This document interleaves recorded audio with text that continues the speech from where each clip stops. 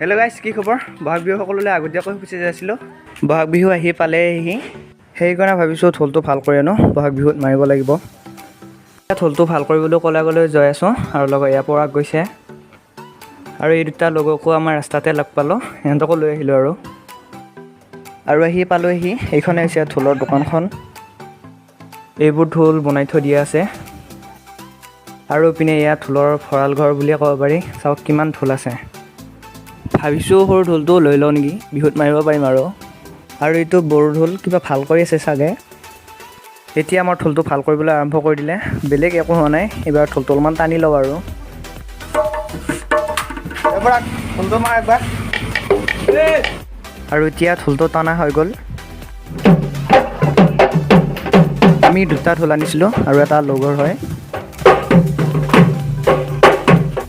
গাইছ, ঢোল টানি আহিলোঁ এতিয়া আৰু ঘৰলৈ